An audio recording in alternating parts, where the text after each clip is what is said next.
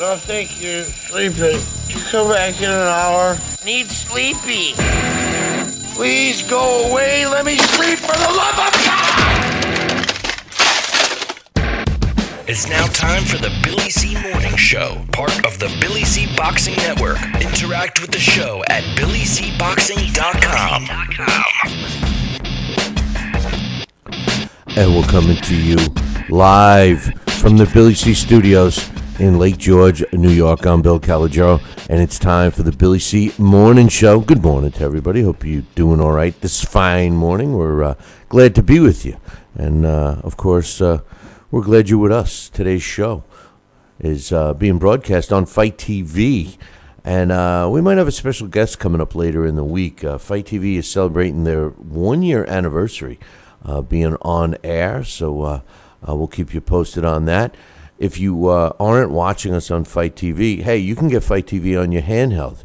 Just go to Fight, that's F-I-T-E, fight.tv/Billy C. Download the app for free right now and enjoy the show whenever you want. And by the way, they have all the shows on demand as well. Today's show is being brought to us in part by Sal's Neighborhood Pizzeria, an Italian restaurant located in St. Simons Island, Georgia. Check out the website, www.salsneighborhoodpizzeria.com, or give my man a call, 912-268-2328, 912-268-2328. Don't forget, if you're heading south for the winter and you're traveling on I-95, you could stop off at Sal's, enjoy a meal.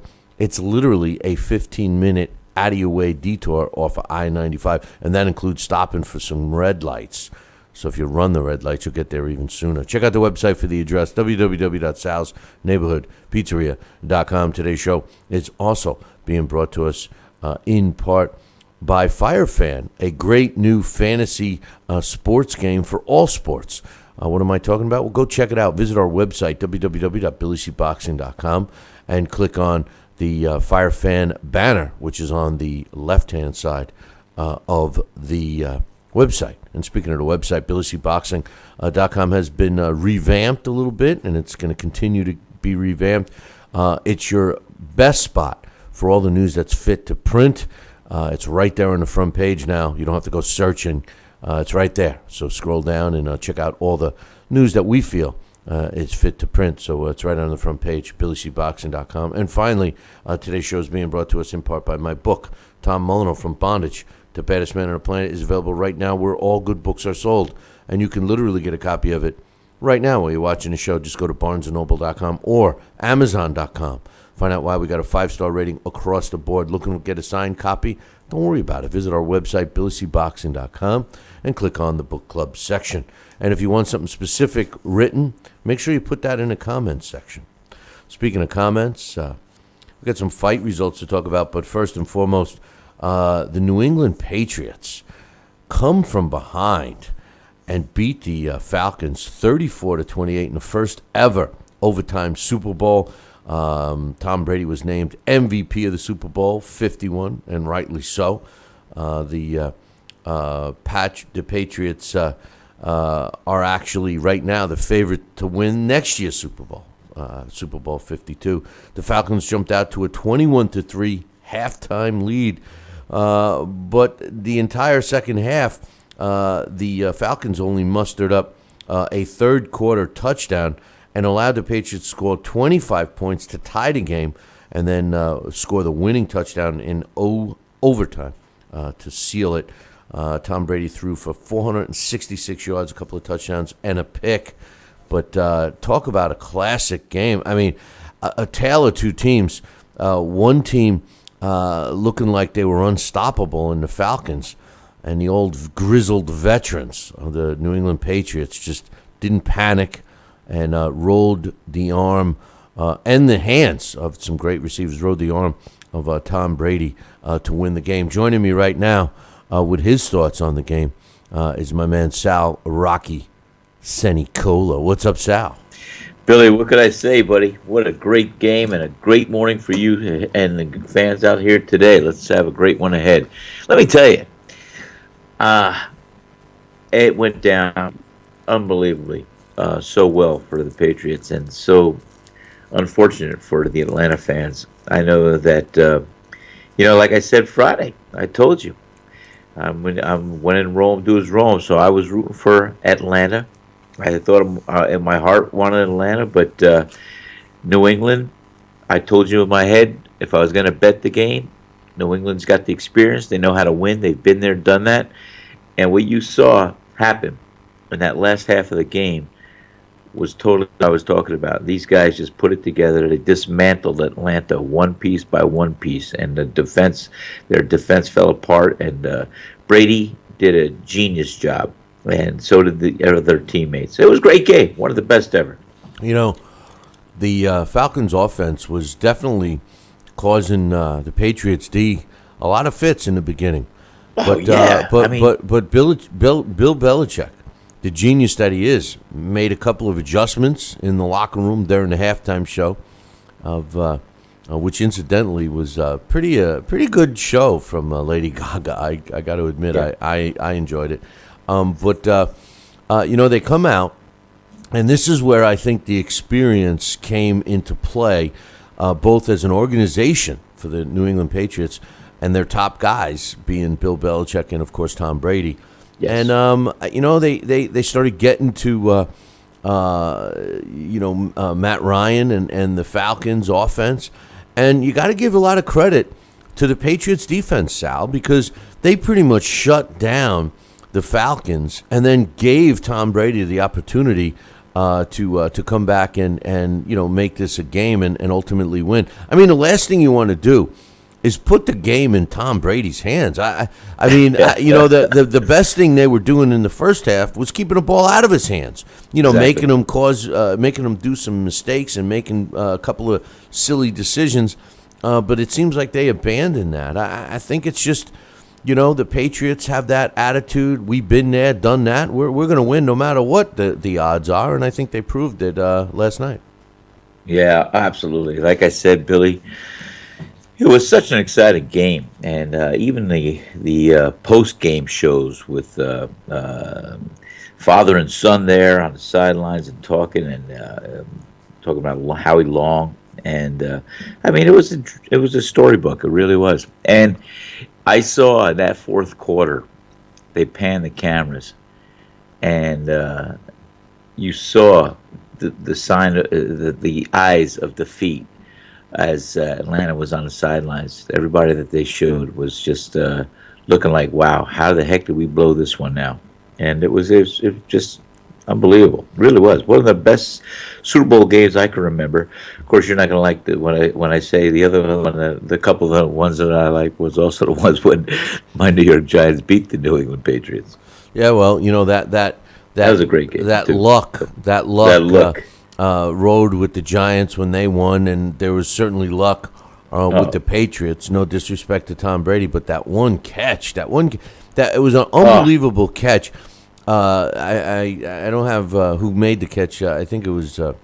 Anyway, I'm not gonna. I would rather not say the name than say the wrong name, but I think it changed the complexion of the game.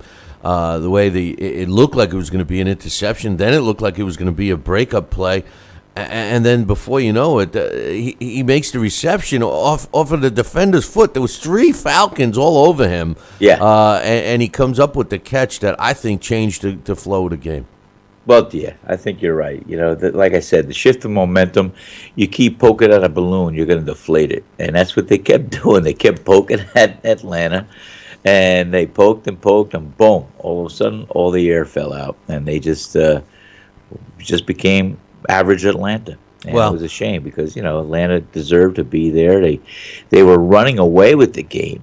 We were at the pizzeria. We had, of course, all my employees, and I was rooting for Atlanta. Everybody's rooting for Atlanta. And my buddy Massimo and a couple other people were there, and the cooks came out. And Doug's, one of my cooks, is from Maine, so he's rooting for New England. And my son Nicholas was there. We had dinner and we were watching a game. It was great night. Great night at Sal's, and a lot of fun. But just to see how New England just dismantled them piece by piece, took the heart and soul away from Atlanta, and just totally dominated that second.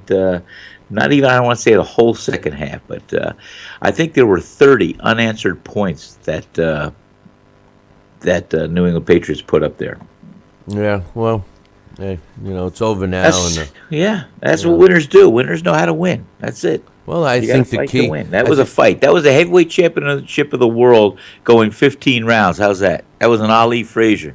Well, the key here was that the Patriots did not panic, No. despite being down 21-3 at the half. But anyway, Luis Ortiz, this weekend has been blasting Deontay Wilder.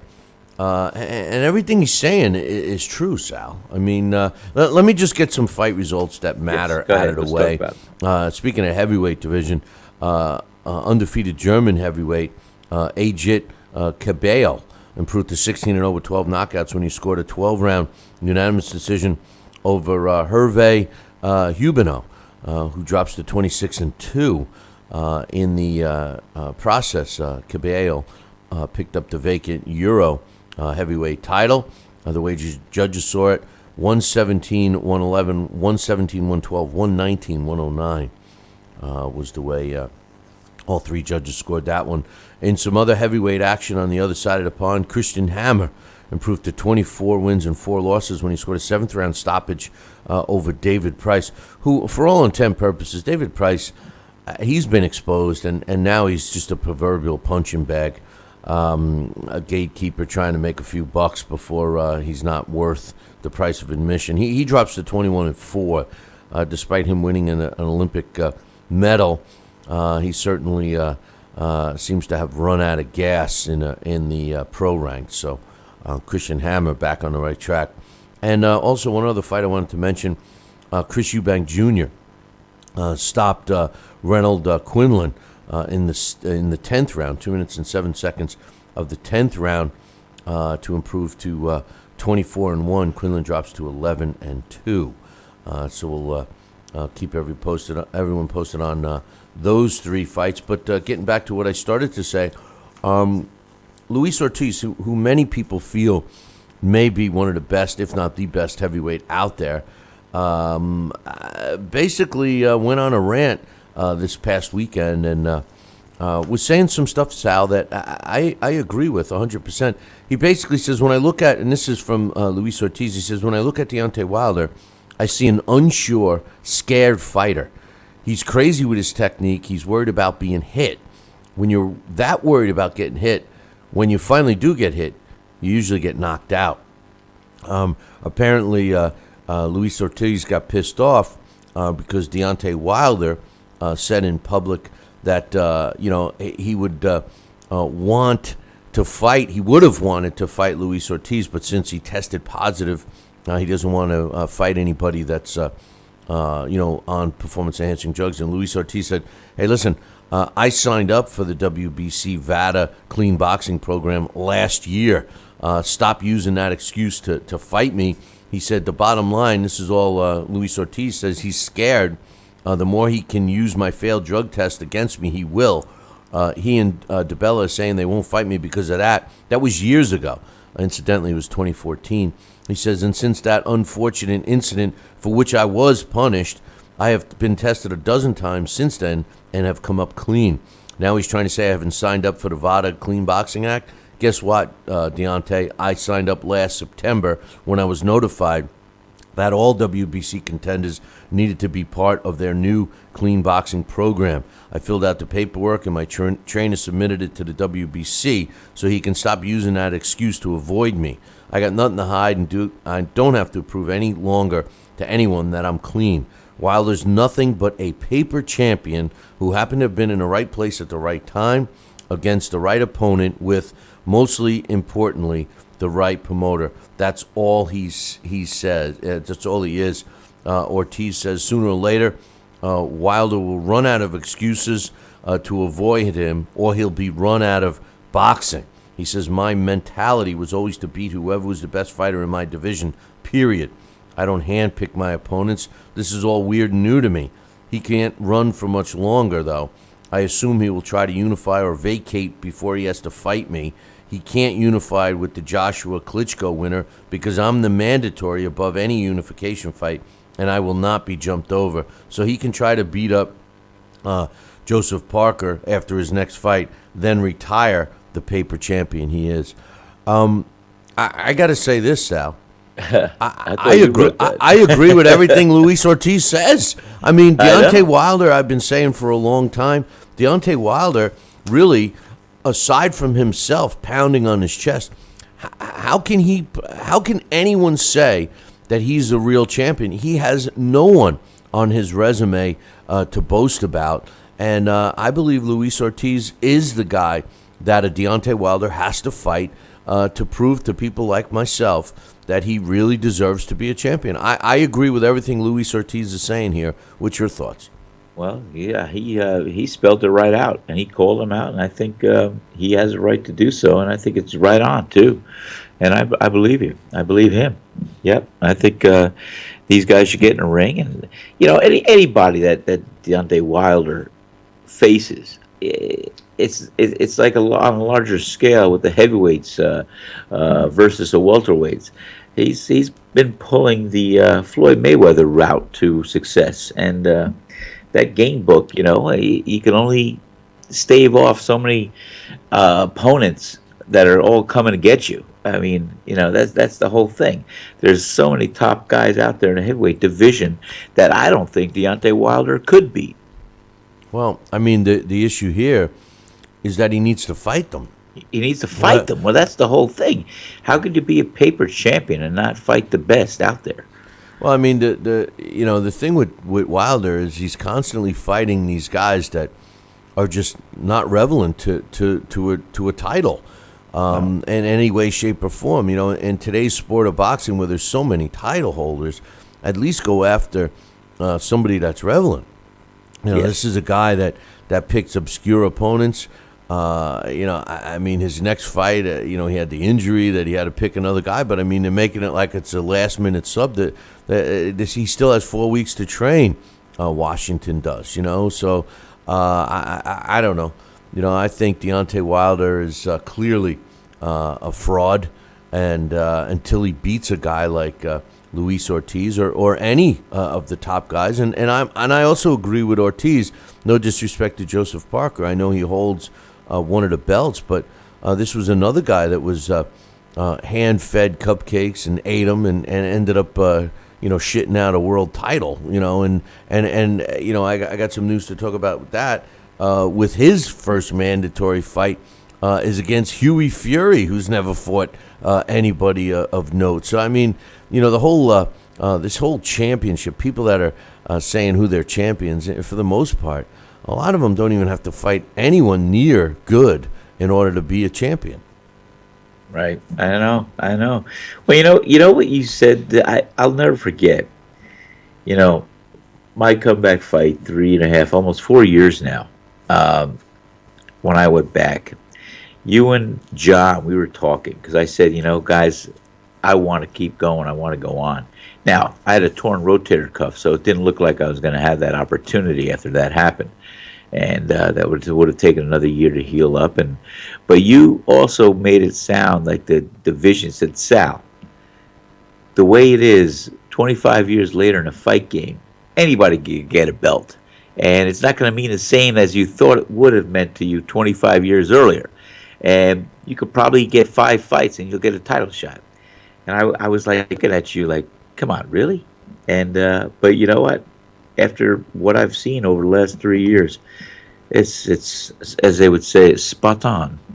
Well, I mean, that's how, no disrespect to you, but that's how sad the sport is. A guy that was retired for 25 years come back and, pushing 70 years old. And whoa. Well, I'm sorry. I'm sorry. No. Maybe I went a little too far, but, a guy of your age, after a couple of fights and maneuvered correctly, and next thing you know, you'd be the number one contender, and somebody would have to fight you. Then, once you get in the ring, all bets are off. Anything can happen.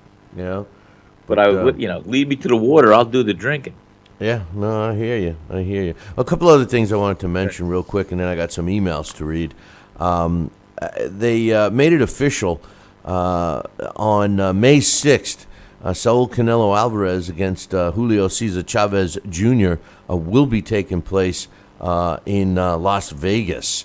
And as you know, this is going to be a pay-per-view fight. It's taking place on Saturday, May 6th, the Cinco de Mayo weekend, which normally Floyd Mayweather fights on, at least made that his weekend. So Canelo Alvarez has stepped up and taken that date to fight in Vegas. So we'll see what happens with Floyd. But Canelo said, I love fighting in Vegas. It's where the most important fights have historically been, and I'm happy to be back at the T-Mobile Arena for this huge event on Cinco de Mayo weekend. I know that people from all over the world, America, obviously Mexico, and everywhere else will attend to witness a great show. Julio says, I'm happy to return to Vegas where I fought many important battles in the ring. Vegas is the home of boxing, so we'll see what happens there. And speaking of Joseph Parker and Hughie Fury, the promoter for Joseph Parker, Duco Promotions, won the purse bid.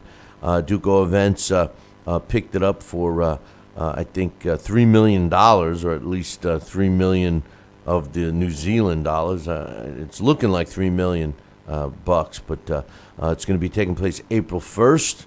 And we'll see what happens with that. Remember, Parker's undefeated, 22-0, 18 knockouts. And Hughie Fury, he's at 20 wins with 10 knockouts. I personally don't think either one of them should even be close to a title holder, but it is what it is. Got a couple of emails, Sal. You ready? Yes, sir. Go ahead. This first one's from my man Luke. He says, hey, this is Luke from the Englishman in Korea. Last week I told you that I think the Billy C. Show spends too much time discussing politics these days. I respect the fact that you still chose to read my negative criticism on the air. This really says something positive about the integrity of yourself and your show. Like I've said, hey, if you guys take the time to write an email, I'll take the time to read it, whether I agree with it or not. And I don't expect everyone to agree with us. No. I mean, when you don't, that's it. You're dead to us. But anyway, no, I'm only kidding. No. He says, so although I feel like I've taken a Sonny Liston jab, I've taken the standing 8 count, and I'm contacting you now to apologize. There's no need to apologize, dude. I mean, it wasn't. I don't look at it as like that. It was your opinion, and everybody's entitled to an opinion.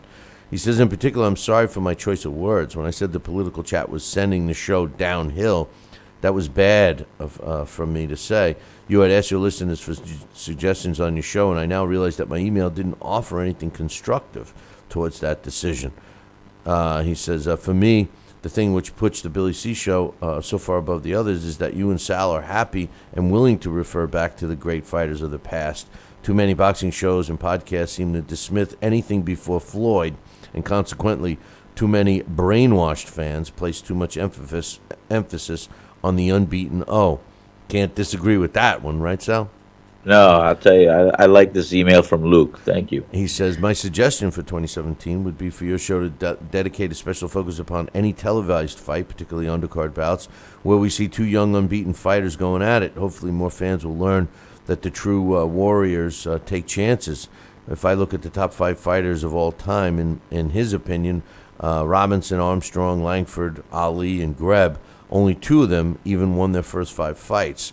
But it takes a man to admit he made mistakes, so I hope you accept our apology. You don't have to apologize, so I mean, you got to stop. But I know where he's coming from, and there was nothing that we needed to accept, but I do thank him very much for that very nice email. And I understand where he's coming from. Well, he's not done yet. He says, I know. And I go hope ahead, go ahead. Continue. And I hope Sal doesn't knock me out when I finally meet him at his restaurant in the United States. I've hardly missed a show in the last 4 years, and I send my best wishes for continuing success for the show. He says, P.S., one man's opinion is as valid as another's, and I still prefer boxing chat to the political stuff. Hey, listen, Luke, I appreciate the email and your candor. And thank you, Luke. the truth of the matter is it is all about opinions. And you're right. We don't need to talk about politics a lot, and we don't. When we were talking a little about politics, it was during the presidential race here, and there was a lot of discussion across the board with everyone here in the States about, the political scene. So I mean, yeah, it's hard to discuss, and people shouldn't discuss, at least in public forums, politics or religion. So you can relax and take it to the bank that we're not going to be focusing too much on politics. If something crazy happens, we might touch on it just to give our opinion. But for the most part, this is a sports talk show, and it surrounds boxing first. So I appreciate the email, and all I can say, Sal, is don't worry about it, right? I mean, we're not going to. I appreciate him taking the time to I emails. do too. It was very nice and very well written, and I thank Luke for sending that and definitely letting us know that we are doing a good job and it points out of his interest and what we do overall. So thank you, Luke. Appreciate the email. One last email, long one. This one's from my man Willie. And Willie! He says, this is Billy C. This email is in regard to the main events on ITV box office show, which was broadcast Saturday night. And he says, yes, I actually watched it.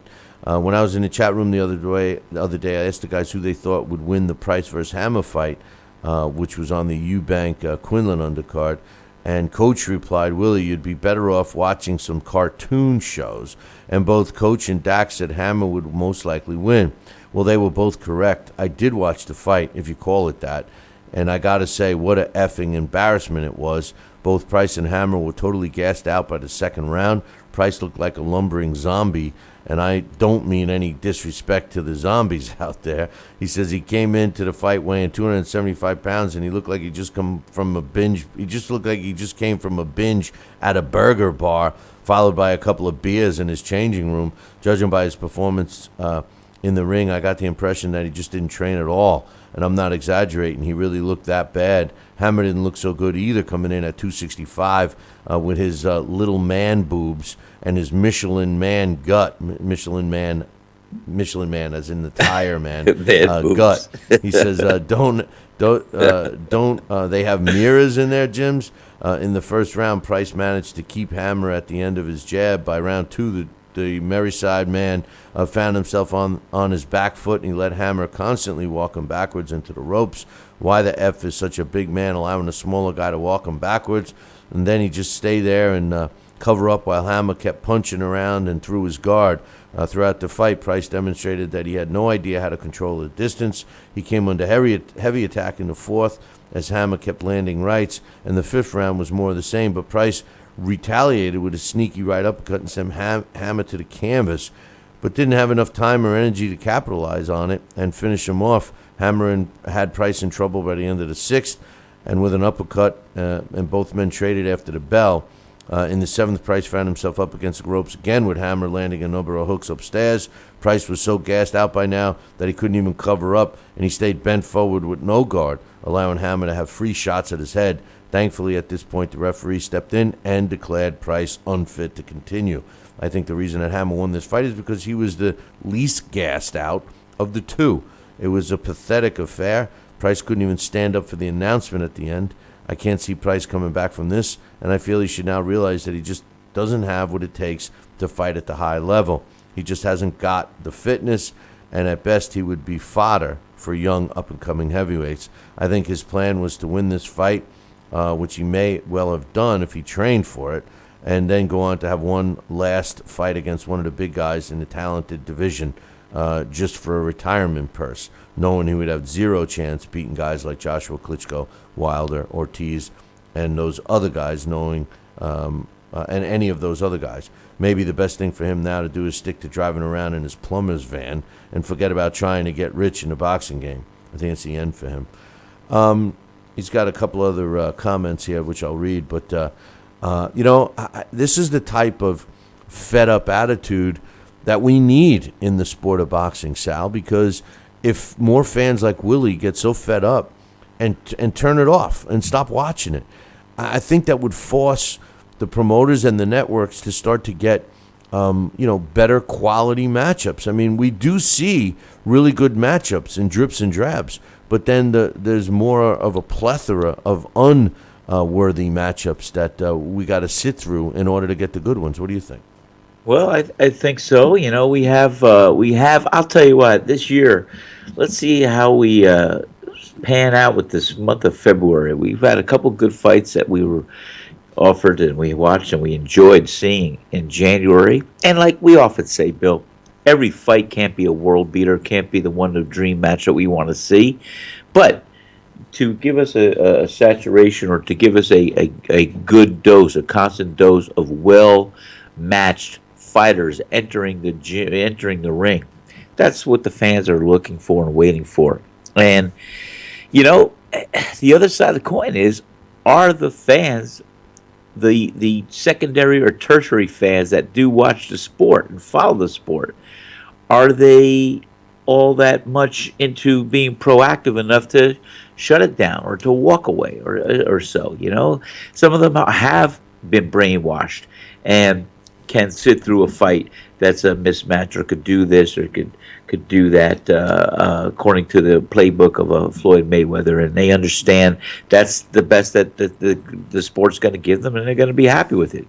So, but for the diehard fans or the people that do know better, I think that having a stand against what happens and make it as if we're going to protest boxing, I think you'll have the promoters and everything else. They won't even pay attention. So I don't know if that's the way to do it. If we could do it in an organized fashion, maybe they'll listen. What you need is a coach is saying good matchmaking is the hardest job in boxing. But it's not. No, it's not. Coach is wrong. And the reason why I say that is because there's an asterisk next to that. It's not the matchmakers that can't make the good fights. It's the fighters who don't accept it. Listen, I do matchmaking, and I'll call up a fight. I'll try to get a fight. You got a 6-0 guy, and you call up guys. Hey, we're looking for a fighter. You call up a 3-3 guy, or you call up a 5-1 guy, and they'll call him. Yeah, we'll fight him, and then you call the 6-0 guy back. Hey, we got a 3-3 guy. Oh, no, we don't want him. He's too tough. Right, exactly. We don't want that guy. You just said it. It's like, he's 3-3. He's 3-3. I mean, I want somebody who's 0-6. Yeah. I want a guy that they need to have a respiratory to carry him out. Bag. I don't want a guy 3-3. What are you kidding? Want somebody with a pulse. I get 6-0 guy. I get him a 3-3 guy, and I get the manager calling me. Well, what are you trying to get my kid killed? I mean, come on. What are you talking about? Give me a break. What we need in the sport for every division, and it's pretty simple. If fighters were forced to climb the ranks the way they used to, and fight the guy up in front of them like a ladder, you become a prospect, and then once you're a prospect, you work your way into being a contender. And I'm not saying top 10. I'm saying top 20. They have contenders in the top 20. Then when you hit that number 20 spot, and now you're a contender, now you look for a guy maybe at the number 16 spot and fight him. That's what you do. And then you climb up. That's how it was always. And then not only are you climbing it, not only are you getting PR and everything, but you're getting better. That's not what happens today. You fight up when you're starting out. You have a couple confidence builders, but you fight up to get yourself up there. Yeah, anyway, he says Eubank Quinlan was much more entertaining, but only because the Price Hammer fight was so pathetic. Quinlan started off pretty good, and then for a short while, it was looking like he was in a good fight, but before long, it was business as usual for Eubank as he dominated the fight, posing with flurries of punches. Quinlan showed courage and resilience and absorbed a lot of punishment throughout the fight, barely making it through the 7th. But by the 10th, with such a wide gap on the cards, it was clear that he had taken too much punishment to have any chance of pulling out a miracle stoppage, and so the ref rightly stopped the fight. He says anybody who thinks Eubank has a chance against Triple G is seriously deluded. Triple G would have had Quinlan out of there in 2 or 3 rounds, probably sooner. I think that Eubank's next fight should be against Saunders, and he would probably win this time. But as far as stepping up onto the world stage and tangling with any of the classy fighters currently at the top of the division and super middleweight and middleweight divisions, I can't really see him having a very bright future. He says, of course, some could be wrong, but anyway. He says, lastly, I mentioned how crappy the commentary was. I mean, crap. They had Andre Ward and Lennox Lewis on the team. Oh, my God. They were obviously there as candy for the show because their ability to make any decent commentary was on the fights was zero. although Ward was a bit better than Lewis. Lewis used to be pretty good when he was on HBO. He says Lewis was asked for his opinion on Eubanks' performance, and this is what he said. He boxed well, and he knew what he had to do, and he did what he had to do, and that was it. That's all he said. I couldn't believe my eyes. Utter crap. I couldn't believe my ears. He says, utter crap. He says, and don't think I'm a guy who buys into all this bull. I watch the fights because, hell, somebody has to. I like that. How else are we going to know just how crappy some of these shows are? He says, one last thing. Apparently thousands of people who paid to watch the show on TV were greeted with a blue screen for the entire duration of the undercard fights and only got to see the main event. Plus thousands more were overcharged by up to 10 times the amount due to some glitch in the system. Customers have been advised to check their bank statements to see if they were victims. Refunds have been promised. He says, I'm out of here. Catch your show in the chat room. Hey, thanks for the email, Willie. We appreciate that. And I'll tell you what, they have to pay for that. They had to pay for that. I mean, maybe we don't have it as bad as we think over here. No, I don't know, but I'll tell you. Yeah, it's definitely putting a different spin on that. Yeah, but I don't know. I think it's a pretty simple solution, and this is why, I know I get criticized, but this is why I feel Floyd Mayweather kind of ruined the sport from his own success, and that is, everybody now wants to follow that blueprint. They want to fight their way to an impressive-looking record, and, you even have fans that look at a record. I mean, take Huey Fury and Joseph Parker, for example. 22-0 and 20-0. Huey Fury's 20-0. And, they're fighting for Parker's world title, and there's a lot of people that feel that they're good heavyweights because they're undefeated, and, show me who they beat. Show me a guy they beat. And to stay on the Floyd Mayweather topic, I mean, the argument with him is, yeah, he's got some big names on his resume. There's no question. But right. When did he fight them? And at what weight and what were the conditions? I mean, Floyd Mayweather, at least for the last 12 years, has not given up anything. He doesn't. He gets to pick everything: the venue, the weight, the gloves, the split. All those things. And although you can make the argument that he's earned that right, which he certainly has, to pound his chest and say he's the best ever when he fights guys at the end of their career, or fights a guy that he's forcing to move up 2 weight classes, or fights a guy that he shouldn't have got the nod and gets the nod. I mean, I don't know.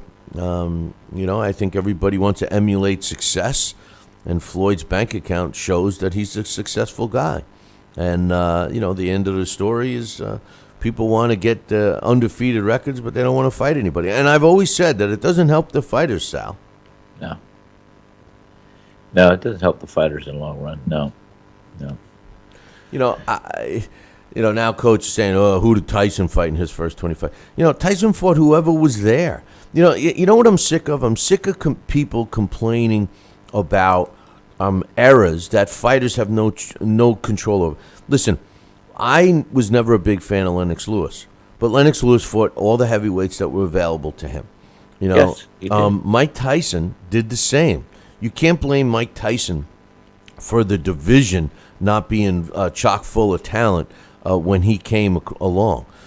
All you can do is when you're a champion is fight all of the people that are in your weight class during your era. Nobody's got a time machine yet. The knock on Floyd is he could have fought other fighters sooner, and we would have gotten better fights, but he waited until, the odds were in his favor. You can't, just because Muhammad Ali fought in a heavyweight-rich era, that doesn't mean you need to criticize every other person that came after him. Right now, the heavyweight division isn't that great. You got guys like Deontay Wilder holding a belt, Joseph Parker holding a belt. You really think these guys are world champion caliber fighters? Maybe by today's standards, but not in the long run, Sal. No. I understand exactly what you're saying. Good point. I know. So I don't know. But I don't see it. I don't see it changing, and I think that Luis Ortiz, getting back to that, was dead on with his complaints about Deontay Wilder.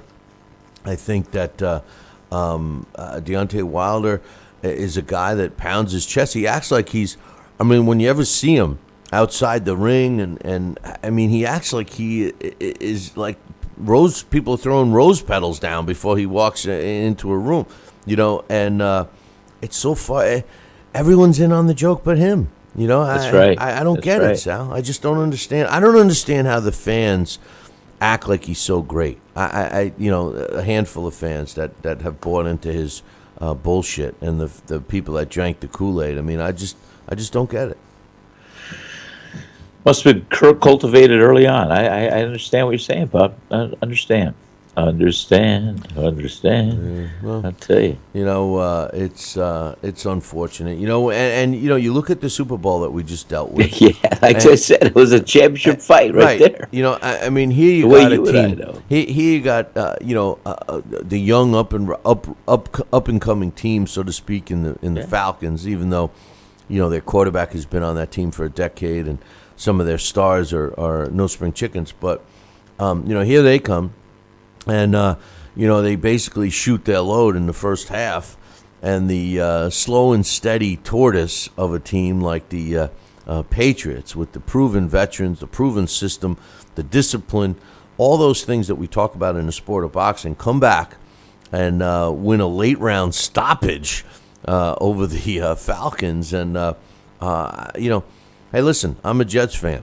I don't like the Patriots. I was rooting for the Falcons. But I certainly can't take anything away from the Patriots and their fortitude, Sal, because, I mean, what other teams would have hung in there being down 21 points by the halftime? Well, that's the whole thing. It's what I said on Friday. They have the experience. They know how to win. And that's what winners do. They take the best and they get up off the canvas. They pick themselves up. They regroup themselves. They go back to their corner.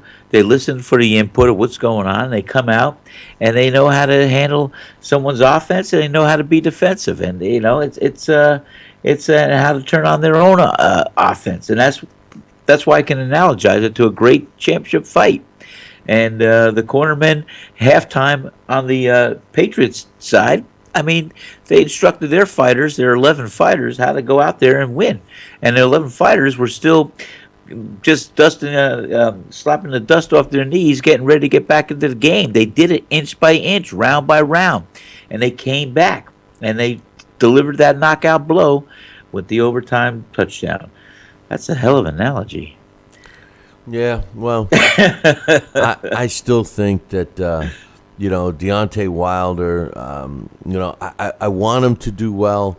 I know. I wish he did fight one of these big names and win. I mean, he doesn't. I mean, the best win on his resume is Artur Spitska, and Artur Spitska was, he's a good fighter, a tough guy, but that was the best win on Deontay Wilder. It really was. And I'm not putting Berman Stavern in that list either. But anyway, not joining us now, Sal, is Dax Khan with his thoughts. What do you think about the Luis Ortiz? I think he was dead nuts on about his comments about Deontay Wilder, Dax. Yes, he is. He's been saying these same comments for well over a year now. When you look a little further into both these guys, Luis Ortiz really doesn't have much room to criticize much himself. So, when you compare both these guys and you look at their opponent resume, they have some similar opponents. They both fought Malik Scott. Luis Ortiz.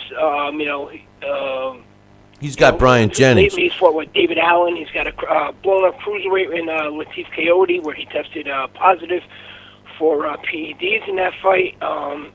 Brian Jennings is his best win. It is. Brian Jennings is his best win, and Brian Jennings was a major win. He was a top 5 guy at the time. But that's it. And that's what he has. He has Brian Jennings. As for Deontay Wilder, who's they share Malik Scott. Ortiz went the distance with him, but then he's got Areola. He's got Areola. He's got Areola and Stavern, and I think Stavern we realized was a fraud, and Chris Areola, although he's a tough guy, he's become a proverbial punching bag. So I don't know, but Luis Ortiz doesn't pound his chest and say he's the best on the planet either, like Deontay does. He talks a lot, though, and some of that frustration I do understand, because when he was with Golden Boy, they weren't getting him any of the fights that he wanted, and now that he's over there with Eddie Hearn, we were expecting big things to happen all of a sudden, and really. What's happened? I think he fought Tony Thompson, and then he fought David Allen, who had just went the distance with Dillian White, and that was kind of a war. So, this era of heavyweights is much like as people were speaking in the chat room about Mike Tyson. Where we have the belts are scattered around, with good fighters, but nobody is a great fighter. You have the Joseph Parker fight that's going to happen. As you mentioned earlier, down in New Zealand against Huey Fury. And, what has Huey Fury done other than be active against nobody, to get himself a title shot? Joseph Parker, he had some better names on there, but, the fight against Andy Ruiz Jr., it's kind of questionable. I think anywhere else, Joseph Parker may not have won that. So this is a very, very hurt heavyweight era right now. Bill, we always speak about, about how going behind the numbers on things, and these guys actually make the Klitschko and Joshua fight seem so relative, because one, you have a kid who everybody's really expecting to take over this division and bring it back to its glory days, and you have a former guy who was a first ballot Hall of Famer who's going to if he wins, then it's really not going to be much of a knock on AJ. And if he loses, he's passing the torch, and people are going to remember, this kid actually, solidified himself by beating an all-time great. When Vladimir Klitschko is a guy who whether you like his style or not, and we spoke about this off the air, many times. The guy, his combined resume, in championship fights, his opponents have an over 90% win streak. He never ducked anybody. So going against a guy like that, and with AJ, even despite Vladimir's loss to Tyson Fury, this really. It's just frustrating. As you said before, it's frustrating. The David Price fight, I watched that this week, and the guy who sent the email, I think it was Willie, he was dead on there with, David Price, what did he do? He stood there, and he just covered up. And that's all he did. He covered up, and he won every round, because Hammer really didn't do anything, and he did look like a big pig in there. But, with David Price just covered up, he punched himself out, and then, he got knocked out. I mean, this is a sad heavyweight division. Well, I mean, first of all, I agree with you about Anthony Joshua and Klitschko. It's a clear classic matchup of youth versus experience, and it's going to be interesting to see the outcome. And I've always said, and I know I've said it on air, and I've said it to you many times, Dax, if Vladimir Klitschko fought, if his style was the way he fought Kubrat Pulev, this guy people would be looking at him as one of the greatest heavyweights of all time. Forget his stats, which he definitely still has. But, I mean, he was exciting in that fight. He had a very destructive attitude in that fight, and the end result was something we're just not used to seeing. But just to comment on what you were saying, the way I look at fighters in any division is to become great, to become a great fighter or looked upon as being a great fighter from the fans, you got to fight the top fighters. I mean, you can't. What's happening today is that they're selling a bag of goods that basically have an undefeated record attached to them, and the fans are buying into the fact that because they have the O, they must be good. And I just don't think that fighters today are willing.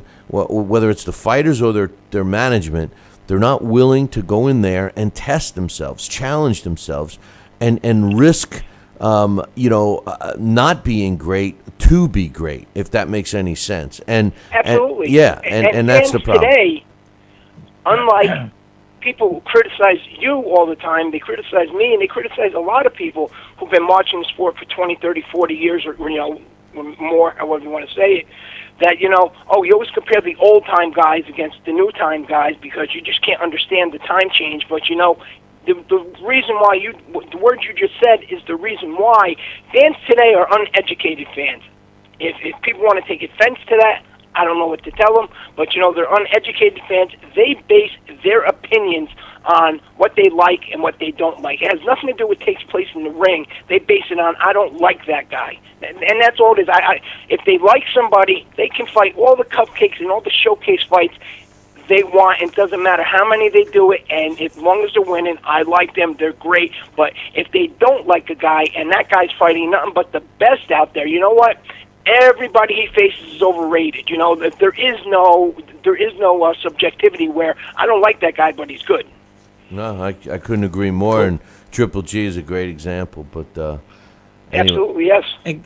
And guys, what we see here is like what we see with the maneuvering of opponents being lesser than deserving or not as equivalent in the ring.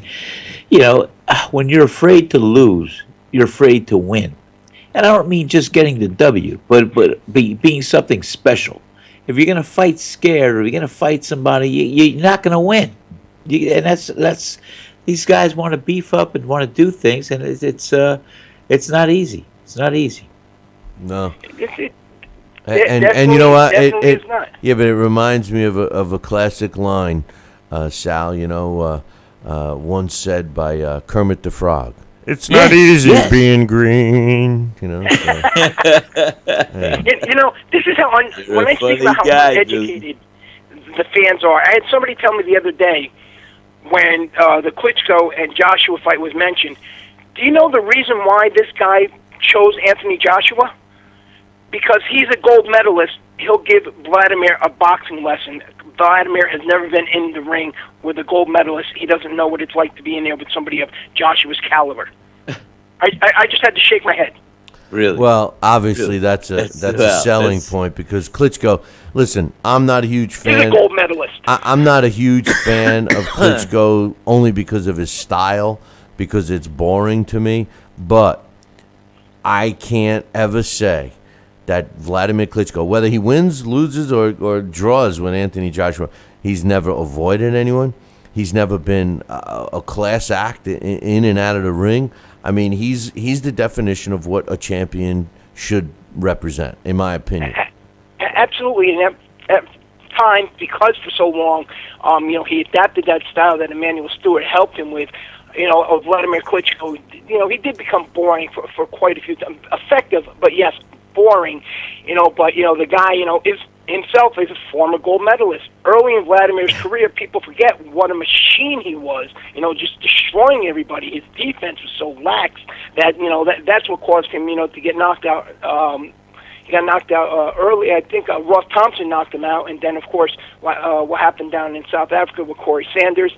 So it's just the uneducated fans that just drive me nuts. He's a gold medalist. Klitschko's never been. The guy is a gold medalist. The guy dominated the division for a decade, and you're sitting there saying that this kid, is going to give him a boxing lesson. You don't give boxing lessons to guys like that. Joe Smith Jr., who had a great win over Bernard Hopkins, but you know what? You didn't give him a boxing lesson. Danny Green from down in Australia knocked out Roy Jones in a round, but you know what? You don't give Roy Jones boxing lessons. So that's what I mean by the mentality of the fan today. They just really don't. They spend no time to learn the history of a fighter, and they don't look at the situation or circumstances. They just see what's in front of them, and they base it on who they like at that moment. And who they like today doesn't mean that's who they like tomorrow. Good point. Right, any thoughts? Better news? Yeah. All right. Tomorrow, Kell Brook and Errol Spence, that is going to a purse bid tomorrow. Something has to be agreed upon. Kell has to agree to some sort of terms on whoever wins that purse bid, or he's going to be forced to vacate that title. I thought he was moving up in weight anyway. He might be, but now that doesn't look good though. If you're going to move up in weight, just come out and say, you know what, I'm moving up in weight. When I went to the Golovkin fight, I realized that 147 is not for me anymore. I have been a 154-pound fighter in the past. I did have success with Golovkin up until he caught me with that punch that fractured the eye socket. I felt comfortable, I felt strong. So let me vacate the title, and I'm going to seek bigger and better things, or just a bigger weight class, however you want to phrase it, at 154 instead of holding this title hostage. Which bothers me. You're holding it up when there's a lot of guys out there working hard and they're ready to get some work done. So if he does vacate, who would be a suitable opponent, worthwhile for Errol Spence to face in that division for that vacant title? I don't know, but I would look. Whatever happened to Sean Porter? How come he's not in the mix anymore? You got Garcia fighting Thurman. Sean Porter would be a guy that I would like to see Errol Spence. I mean, who else is there? Yeah, right now it's on that top level. In terms of guys ready for a title shot, the pickings are slim. There are a lot of prospects who in another year or two will definitely be in the mix. But right now, guys who have put themselves in position for a title fight, the pickings are slim right there. So Yeah. Next week's fights, Rashid Warren and Zanakinov, for Warren's WBA title. Zana, he just came over to Cleveland this weekend. I was talking to Andre Cormanchi, who's out there with them with Ricky Hatton. His team seems very confident that he's going to beat Rashid Warren. Are you familiar with Zana? He's a tough guy, and Rashid Warren, I think there's a lot of question marks with him. I know he was an outstanding amateur, but he just hasn't made that transition to the pros. I think that on paper everybody thinks this is an easy fight for Warren, but his opponent is a tough guy. I don't know. I think it's going to be a good test. I like the fight. Zanazzi is a relentless body puncher. He's not the fastest guy. He has decent footwork. I don't want to compare him to Triple G, but he's one of those guys that slowly cuts off the ring. He's not really fleet-footed, so you have to continuously move. He's not a guy that allows you, to take a break in the ring. Now, Rashid Warren has some of the fastest hands that we've ever seen in the past 2 decades. Question is, can Rashid Warren be able to continuously move throughout the whole fight? He only has, I think, maybe a 10% knockout ratio. He actually has a lower knockout ratio than Paulie Malignaggi did, and I don't really think he's going to be able to hurt in that. So, I'm just curious to, hear what happens if Rashid Warren runs out of gas and these body punches catch up to him.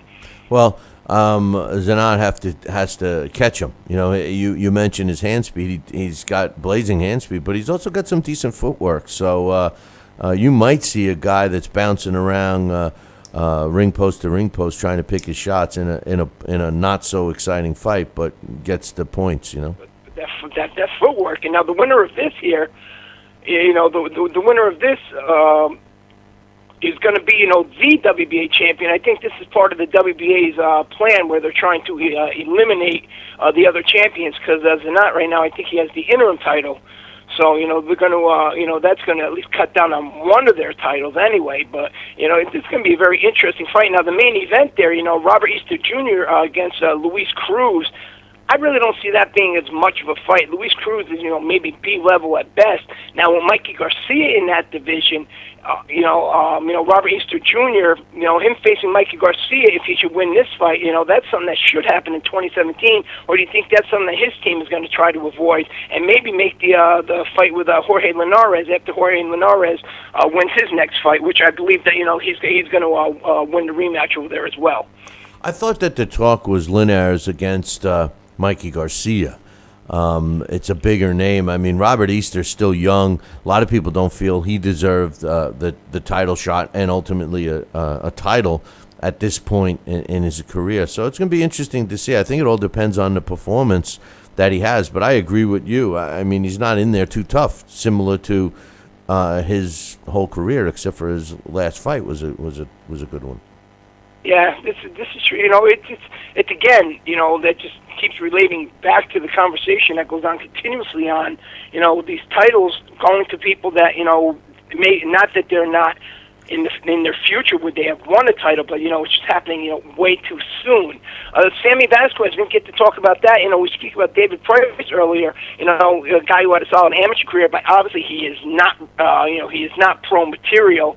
Sammy Vasquez, his knockout last week by the hands of Luis Collazo. I'm starting to wonder to myself, maybe Sammy Vasquez, he kind of peaked himself out. In that loss before, we're actually seeing what he's made of. Is this a guy that's going to be an exciting local attraction, but we're not going to see him any further above the level he's already reached? Well, this is what Sal and I are talking about all the time. When you're not increasing your level of opposition as you're maturing as a fighter and climbing the ranks, so to speak, you're not going to get better. And I think that's a great example with Sammy Vasquez. Luis Collazo, on the other hand, you got to give credit to. And the problem with Luis Collazo's entire career is which Luis Collazo shows up to the fight. Luis Collazo is either on or off. There's no in between with him.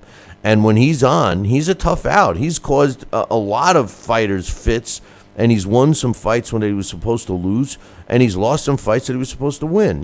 I think the biggest enemy for Luis Collazo was Luis Collazo, to be honest with you. Now he's at the twilight of his career. I think his opportunities have opened again, and I think you're going to see him get a chance for another major fight. What he does with that chance, we'll have to see. Sometimes a guy, when they kind of realize that the career's coming to an end and they're only going to have that one more shot, they become rejuvenated for a short period of time. An example for that would be maybe Shane Mosley when he fought Antonio Margarito. All of a sudden, for one night, he had a glimpse of a prime young Shane Mosley. So who knows? Maybe Luis Collazo, maybe that's the route he's going. Last two things for today. One thing, a bit sad news and then a bit of inspiring news. Mia St. John, who we all know, she's one of the, I guess, maybe you want to call the pioneers to help, women boxing get on the big stage, if you wanted to call it that, back in when, Christy Martin and everybody was coming up. Her son, Julian, died in the mental health care center, and she's like a big advocate for that on trying to improve standards with mental health condition in this country. But I didn't know. I just found out recently that she actually suffers from vascular necrosis herself. Right now, Mia St. John she has to get around with the assistance of a cane. I didn't know that. That's a shame. It's a condition where, the bone tissue dies through a lack of blood supply. But, this lady's out there continuously, and she always has a smile on her face and always upbeat, and she's always working out for good causes. So, that's one of those things where, even after something, a career's over, and she's not so much in the spotlight anymore. She's instead of looking for ways to put herself into the spotlight, she's taking her popularity and her energies and trying to focus it into something more positive, just for her community, rather than trying to stay on too long and just trying be a camera hog like we see a lot of people, male or women, in all those sports. Yeah, good point. Good point. And last thing, Philly trainer and Pennsylvania Hall of Famer just this weekend, George James, he passed away from cancer. Well, that's sad to hear. So many well-known boxing people are moving on over this last year or two. It's amazing how many are all hitting the end. And for people out there who don't know who George James is, he's a guy who worked with Gypsy Joe Harris. He worked with Georgie Benton, Willie Monroe, not Willie Monroe Jr., but Willie the Worm Monroe, Eddie Flash, Sonny Liston, and he also worked with young Joe Walcott in his fights for Sugar Ray Robinson. So, it's already February, and we're already starting to lose some of our greats. So, hopefully 2017 is going to be nothing like 2016. My gosh, we lost so many last year. Yeah, not only in the boxing business, but just across the board. So many well-known people, 2016 bit the dust, which is... Do you watch the SAG Awards? Not really, no. I watched them last week. I really don't watch them too often. There was really nothing on. I just happened to watch them. And the list of names of celebrities, actors that we lost last year, a lot of them I didn't even realize had passed away, but there must have been a good 30 or 40 of them. I was like, oh my gosh. I know when at the end of the year, when they were revisiting 2016, I was shocked at some of the people that passed on. Great point, but hey, and then Mary Tyler Moore just passed away. I know, she did. And Betty White is still going strong. God yeah, bless well, her. I know. God bless her is right. And I'll tell you All what, right, everybody, enjoy your week. All right, Dax, have a good one. Dax, take care, buddy. Betty White actually was very attractive in her early days, and so was the woman. So was the woman in what the heck? Do you remember she wrote Murder? She wrote. Yeah. Whatever that actress. If you ever saw her early in her career, she was pretty attractive. But yeah. Anyway, hey, how about what happened on this day in boxing history? Today's February 6th, Sal, and on this day in 1998, Reggie Johnson knocks out William Guthrie in the 5th round to win the IBF World Light Heavyweight title. Took place in Connecticut. On this day in 2004, Glenn Johnson wins a 12-round decision over Clinton Woods to win the vacant IBF World Light Heavyweight title. Took place in England. On this day in 1987, Mark Breland knocks out Harold Volbrecht in the 7th round to win the vacant WBA World Welterweight title. Took place in Atlantic City, New Jersey. On this day in 1988, Greg Haugen wins a 15-round decision over Vinny Pazienza to regain the IBF World Lightweight title in Atlantic City on this day. Yes, the convention center. 1988. We had a sold-out crowd there. On this day in 1928, Frankie Gennaro wins a 10-round decision over Frenchie Bellinger to win the NBA World Flyweight title. Took place in Toronto. And on this day, February 6th, in 1967, Muhammad Ali wins a 15-round decision over Ernie Terrell to unify the World Heavyweight title, and that took place at the Houston Astrodome in Texas on this day in 1967. Hey, man, you have any final thoughts, Sal? No, I'm just looking forward to seeing the fights this month, and we'll see what happens in the political arena with boxing. And like I said, I think we were given a great view of a tremendous Super Bowl game last night, and we'll be talking about that too. My friends and I today. I know that. I'll be looking forward to baseball season now. But yes, spring training. The Yankees are down there in Florida today. Yeah, I like the other New York. I like, but anyway, we hope that you guys enjoyed today's show. Don't forget, we'll be back Wednesday, and our blast from the past was scheduled to do with Salvador Sanchez. We're also scheduled to have my man, Boxing Hall of Famer Larry Hazard, join us, and we might get a surprise guest from Fight TV to celebrate their 1-year anniversary being on air. So make sure you tune in next time, which is Wednesday. So I'll leave everybody with this. Make sure you tune in Wednesday morning. Same bat time, same bat channel. Until then, ciao, baby.